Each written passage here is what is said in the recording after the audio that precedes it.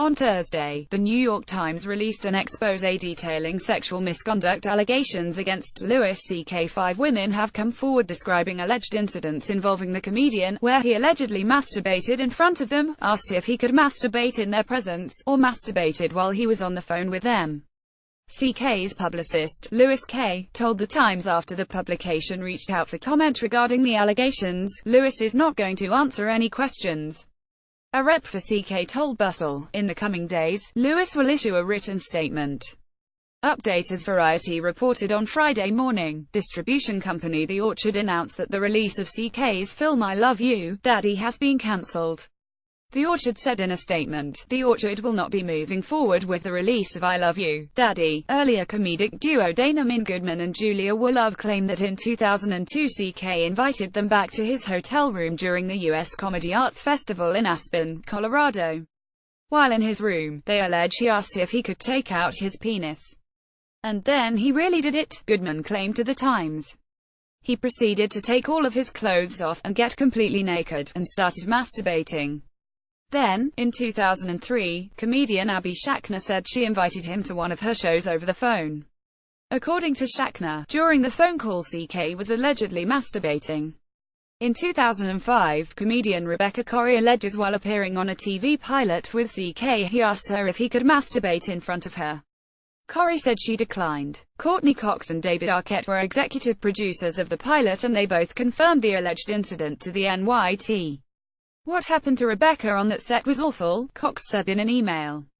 She also said, "My concern was to create an environment where Rebecca felt safe, protected and heard." According to The Times, Cox and Arquette talked about stalling production, but Corrie wanted to continue. Another anonymous woman also came forward alleging that while working on The Chris Rock Show in the late 90s, C.K., who was a writer and producer at the time, allegedly repeatedly asked her to watch him masturbate. She agreed. "It was something that I knew was wrong," the woman said. "I think the big piece of why I said yes was because of the culture. He abused his power." For The Times, an individual who worked with this woman on The Chris Rock Show claimed the woman had told him what happened after it occurred. This isn't the first time C.K. has found himself facing sexual misconduct allegations. In March 2012, Gawker published an article titled "Which Beloved Comedian Likes to Force Female Comics to Watch Him Jerk Off." It was filed as a blind item, but alleged about an anonymous comedian he traps unsuspecting women in his hotel room and makes them stick around until he's done. "We've heard from several sources that this shameless funny man whips it out at the most inopportune moments, often at times when his female companions have expressed no interest in watching him go at it." The outlet also spoke with one woman, whose name wasn't released, who was allegedly invited back to this comedian's hotel room at the Aspen Comedy Festival, alongside her female comedic partner. The two women were identified in New York Times piece as Goodman and Wolove.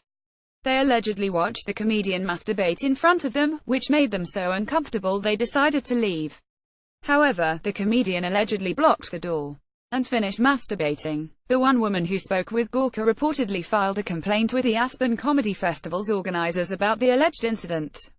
Although, the alleged perpetrator's manager reportedly told the woman that her comedy career would take a big hit if she didn't drop her complaint, she apparently did. Gawker reached out to the alleged accuser, who then wrote them, "First of all, your facts are wrong, and secondly, I don't want to be a part of this story. I'm sure you understand." She reportedly added after Gawker asked which of the facts it presented were wrong and if the incident actually happened, "Please don't contact me about this matter anymore. Best of luck to you." Gawker reported that it also spoke with a male comedian's publicist, who agreed to ask their client about the alleged sexual misconduct. The publicist reportedly responded, "Sorry for delay, but I never heard back from him." Then, in May 2015, Gawker published another piece, this time discussing C.K. and other sexual harassment allegations that have been made against him. It also named him as the anonymous comedian from the March 2012 write-up about allegations, due to hearing from multiple commenters that they'd heard that allegation before about C.K. However, comedian Doug Stanhope, who is C.K.'s friend, said in March 2012 on Facebook, "Gawker put this story out about me without using my name, as if he'd care." In a June 2016 interview with Vulture, C.K. commented on Gawker's allegations and said, "I don't care about that. That's nothing to me. That's not real. He then added, you can't touch stuff like that. There's one more thing I want to say about this, and it's important if you need your public profile to be all positive, you're a sick in the head. I do the work and what happens next I can't look after. So my thing is that I try to speak to the work whenever I can. Just to the work and not to my life. Then Gabba Getty Images Entertainment Getty Images. In April 2015, comedian Jen Kirkman-Chelsea lately spoke about a stand-up comic, who she said she refused to go on tour with. She also made allegations of his misconduct against women on her podcast, I Seem Fun. In May 2015, Death and Taxes reported about this particular episode. It has since been removed. In the episode, Kirkman reportedly didn't identify the comedian, but her description of him sounded similar to the allegations in both of Gawker's pieces. On the podcast, she said, and then I had another guy who is a very famous comic. He is probably at Cosby level at this point. He is lauded as a genius. He is basically a French filmmaker at this point. You know, new material every year. He's a known perv. And there's a lockdown on talking about him. His guy friends are standing by him, and you cannot say a bad thing about him. And I've been told by people, well then say it then. Say it if it's true. If I say it, my career is over. My manager and my agent have told me that. They didn't threaten it. They just said to me, you know what Jen, it's not worth it because you'll be torn apart. Look at the Cosby women. Soon after, she chatted with Chris Hardwick on the Nerdist podcast in August 2015, where she opened up further about her comments and said, it's kind of obvious who I was talking about. Kirkman also clarified that this individual never violated her. In August 2016, The Daily Beast asked Kirkman about her podcast episode and she refused to make any further comment. I have zero idea if Louis C.K. is a sexual offender or not, but there are multiple accusations in Hollywood's working woman circles. PSHLD answer, Roseanne Barr at Ethereal Roseanne July 19, 2015. On July 19, 2015, Roseanne Barr commented on the CK allegations and tweeted, I have zero idea if Louis C.K. is a sexual offender or not, but there are multiple accusations in Hollywood's working woman circles. PSHLD answer. Then, in June 2016, Barr called out CK in an interview with the Daily Beast. I've been speaking up, she said, about naming high-profile male comedians who have allegedly sexually assaulted or harassed women. It's Louis C.K., locking the door and masturbating in front of women comics and writers. I can't tell you, I've heard so many stories. Not just him, but a lot of them. And it's just par for the course. It's just SHT women have to put up with. The Roseanne star later emailed the Daily Beast and said, these allegations against Louis C.K. have been leveled and talked about for years. I do not have first-hand knowledge, though have heard women make these allegations. In August 2017, Tig Notaro, a writer and actor known for her Amazon series One Mississippi, also spoke with the Daily Beast about CK. In Season 2 of the dramedy, a character is forced to watch a man in a power position masturbate in front of her at work. In addition to this being what CK has been accused of, he is also listed as an executive producer on Notaro's series.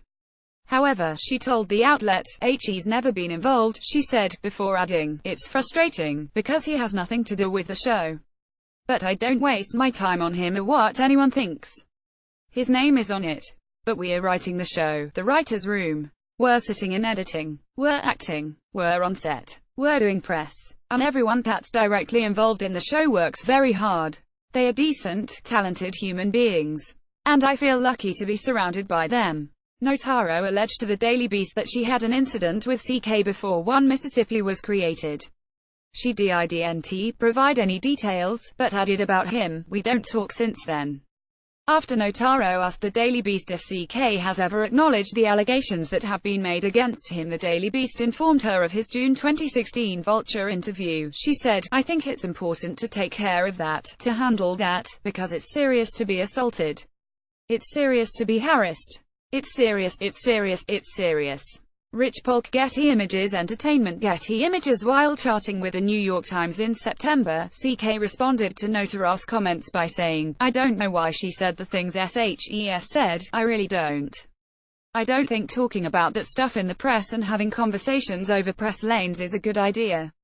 Notaro also spoke with The Times for its expose and claimed via email about CK, "Sadly, I've come to learn that Louis CK's victims are not only real, but many are actual friends of mine within the comedy community." Notaro also claimed to the publication that both Goodman and Wolove told her about CK's alleged actions with them in 2002. CK has come under further scrutiny for his upcoming film, I Love You, Daddy. As described by The Hollywood Reporter in September, the comedy centers on a privileged TV producer, CK, grappling with the fact that his 17-year-old daughter Chloe Grace Moretz has fallen for a brilliant but lecherous 68-year-old filmmaker John Malkovich. According to THR, the movie also casually uses the N-word, the word retard, and even jokes about child rape. In an interview with THR, CK commented on his film's controversy. He said, "It's just a FC King movie," and added, "We're depicting oxygen-rich people who in these beautiful apartments and offices saying whatever they want." He added, "Folks say SHT to each other. You can't think about the audience when you're making the thing. If you do, you're not giving them something that came out of your gut." There have also been mixed feelings over how much I Love You, Daddy resembles Woody Allen's 1979 film Manhattan, which focuses on a relationship between Marielle Hemingway's 17-year-old character and a Muholder man played by Allen. Woody is an ingredient, along with a whole other generation of dudes who used to go up and down the age line a lot more easily, CK told THR. "I grew up with that. Manhattan is a movie I saw as a kid, and I was like, okay, that's what people do." It's important to also note that Dylan Farrow, Allen's adopted daughter from his previous marriage to Mia Farrow, accused him of sexual assaulting her when she was just 7. Dylan wrote an open letter published by the New York Times in February 2014 detailing the allegations she made against Allen. That same February, Allen denied her claims to the New York Times. CK spoke further about the many sexual misconduct allegations that have been made about himself to the New York Times in September and said, "I'm not going to answer to that stuff, because they're rumors. If you actually participate in a rumor, you make it bigger and you make it real." After being asked, "So it's not real?" he answered, "No. They're rumors, that's all that is."